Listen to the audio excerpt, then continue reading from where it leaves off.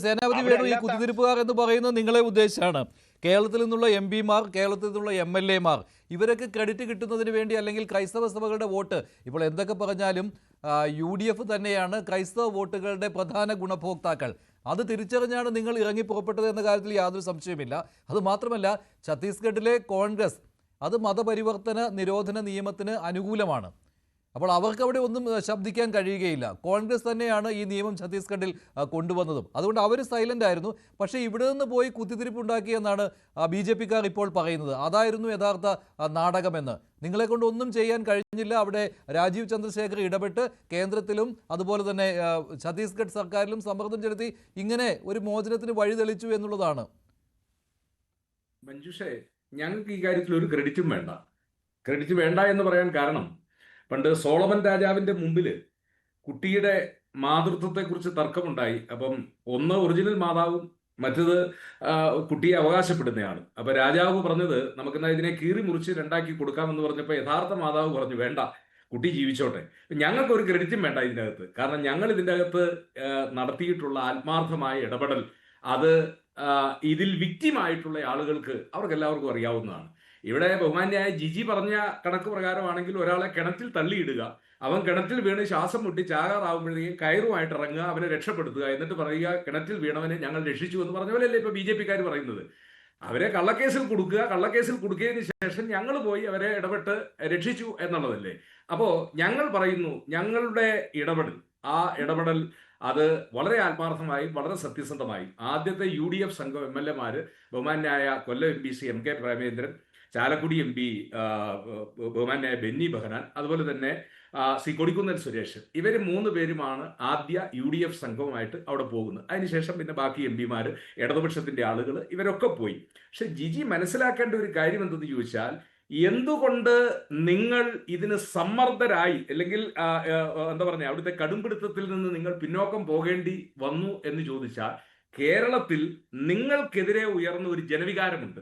ആ ജനവികാരത്തിൽ രാഷ്ട്രീയമല്ല, നിങ്ങളുടെ ഗവൺമെന്റ് ഭരിക്കുന്ന ഒരു നാട്ടിൽ നിർദോഷികളായ 2 കന്യാസ്ത്രീകൾ, ഞാൻ ബഹുമാന്റെ അച്ഛനോട് എല്ലാ ബഹുമാനം നിലനിർത്തിക്കൊണ്ട് പറയട്ടെ, അച്ഛൻ 68-ൽ കോൺഗ്രസ് ഈ നിയമം കൊണ്ടുവരുന്നത് അതിനകത്ത് ചില എന്താ പറഞ്ഞ വളരെ സതുദ്ദേശത്തോടു കൂടിയാണ്. ഒന്ന് ഫോഴ്സിബിൾ കൺവേർഷൻ, 2 പ്രലോഭിപ്പിച്ചോ അല്ലെങ്കിൽ ഏതെങ്കിലും രീതിയിലുള്ള എന്താ പറയുക റിവാർഡുകൾ കൊടുത്ത് ആളുകളെ കൺവേർട്ട് ചെയ്യുക, അല്ലെങ്കിൽ അജ്ഞതയെ മുതലെടുത്ത് കൺവേർട്ട് ചെയ്യുക.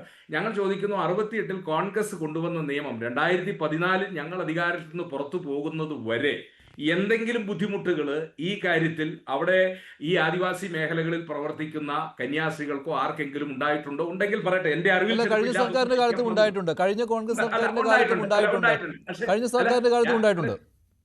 അല്ല, അതുണ്ടാകുന്നുണ്ട്. കാരണം ഈ നിർബന്ധിത മതപരിവർത്തനം ഏതാണ് എന്ന് ഒരു വേർതിരിച്ച് പറയുക, ഒറ്റയടിക്ക് പറയുക ബുദ്ധിമുട്ടാണല്ലോ. അത് നിയമത്തിന്റെ പരിപ്രേക്ഷ്യത്തിൽ കൂടി തന്നെ കാണേണ്ടി വരും. ഇപ്പോൾ സംഘപരിവാർ സംഘടനകൾ പറയുകയാണ് ഇത് നിർബന്ധിത മതപരിവർത്തനമാണെന്ന് പറയുമ്പോൾ അവിടെ കേസെടുക്കേണ്ടി വരുന്ന സാഹചര്യം തന്നെയാണ് ഇപ്പോൾ ഛത്തീസ്ഗഡിലുള്ളത്. ഇപ്പോൾ നിങ്ങൾ ഭരിക്കുമ്പോഴും അതിൽ നിന്ന് വ്യത്യാസമായി ഒന്നും സംഭവിച്ചിട്ടില്ല. പരാതികൾ വരുമ്പോൾ കേസെടുത്തിട്ടുണ്ട്. പിന്നെയല്ലേ വന്നത്? ഇവിടെ വന്ന കേസിന് ആധാരമായ കാര്യം എന്താ? Human trafficking. ആളുകളെ കടത്തിക്കൊണ്ടു പോകുന്നു.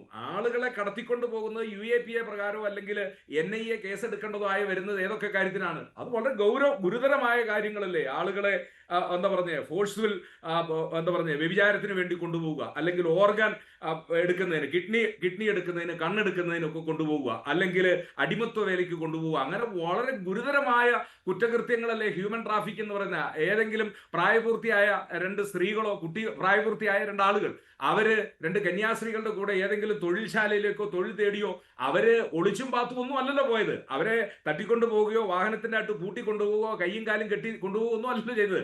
അവര് ദുർഗ് റെയിൽവേ സ്റ്റേഷനിൽ ആയിരക്കണക്കിന് ആളുകൾ യാത്ര ചെയ്യുന്ന റെയിൽവേ സ്റ്റേഷനിൽ യാത്രക്കാരായിട്ട് പോകുന്നു.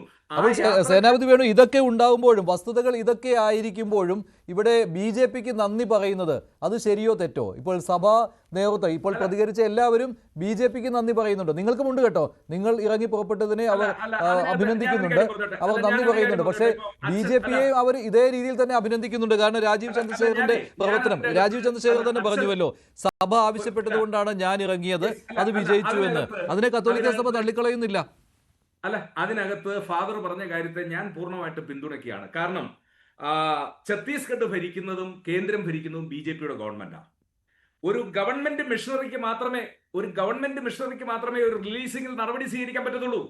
ഞങ്ങൾക്ക് പറ്റത്തില്ലല്ലോ. ഞങ്ങൾക്ക് സമരം ചെയ്യുക, പാർലമെന്റിനകത്ത് ബഹളം കൂട്ടുക, പുറത്ത് ബഹളം കൂട്ടുക. പക്ഷേ അവിടെ സിവിൽ അഡ്മിനിസ്ട്രേഷൻ ആരുടെ കയ്യിലാണ്? ഗവൺമെന്റിന്റെ കയ്യിലാണ്. ആ ഗവൺമെന്റ് BJP-യുടെ ഗവൺമെന്റ്. സ്വാഭാവികമായും BJP-ക്ക് അവിടെ ആക്ട് ചെയ്യാൻ പറ്റുള്ളൂ. അത് വേറെ ഏതെങ്കിലും ഗവൺമെന്റ് ആണെങ്കിൽ ആ ഗവൺമെന്റിന് ആക്ട് ചെയ്യാൻ പറ്റുള്ളൂ. ആ ഗവൺമെന്റിനോട് നന്ദി അവർക്ക് പ്രകാശിപ്പിച്ചേ മതിയാവൂ. കാരണം എന്താ? അതൊരു ഗവൺമെന്റ് നടപടിയാണ്. ഇന്നൊരു പക്ഷേ NIA കോടതിയിലെ പബ്ലിക് പ്രോസിക്യൂട്ടർ ഇവരെ കസ്റ്റഡിയിൽ ഇൻട്രോഗേഷൻ ആവശ്യമാണ്, കസ്റ്റഡിയിൽ ചോദ്യം ചെയ്തെങ്കിൽ ഇതിന്റെ സത്യാവസ്ഥ പുറത്തു വരുമെന്നുള്ള വളരെ ശക്തമായ ഒരു നിലപാടെടുക്കുകയാണ് എങ്കിൽ ബിലാസ്പൂർ കോടതി ചിലപ്പോൾ ജാമ്യം കൊടുക്കണമെന്നില്ല. അപ്പോൾ ഭരണകൂടത്തിനെ അത് ചെയ്യാൻ കഴിയുള്ളൂ. പക്ഷെ ഭരണകൂടം അത് ചെയ്യാൻ എങ്ങനെയാ പ്രേരിതമായത്? ആ പ്രേരിതമായതിന്റെ കാരണമെന്ന് പറയുന്നത് ഇവർക്കെതിരെ ഉണ്ടായ ജനവികാരമാണ്. ഞാൻ അച്ഛൻ പറഞ്ഞതിനെ പൂർണ്ണമായി സപ്പോർട്ട് ചെയ്യാണ്. കാരണം ഭരിക്കുന്ന ഗവൺമെന്റിന് മാത്രമേ അവരെ റിലീസ് ചെയ്യാനുള്ള നടപടികളിലേക്ക് പോകാൻ പറ്റൂ. ബാക്കിയുള്ളവർക്കെല്ലാം പുറത്തുനിന്ന് ഒച്ചപ്പാടും ബഹളം ഉണ്ടാക്കാനേ പറ്റുള്ളൂ. ഗവൺമെന്റിനാണ് ആക്ഷൻ എടുക്കാൻ പറ്റുന്നത്. ഗവൺമെന്റ് ആരുടെ കയ്യിലാണ്? അത് BJP-യുടെ കയ്യിലാണ്. സ്വാഭാവികമായും അവിടെ ഗവൺമെന്റിന്റെ ഭാഗത്തു നിന്നുണ്ടായിരിക്കുന്ന നടപടി അവർ പിന്തുണയ്ക്കും. ആ കാര്യത്തിൽ തർക്കമില്ല. പക്ഷേ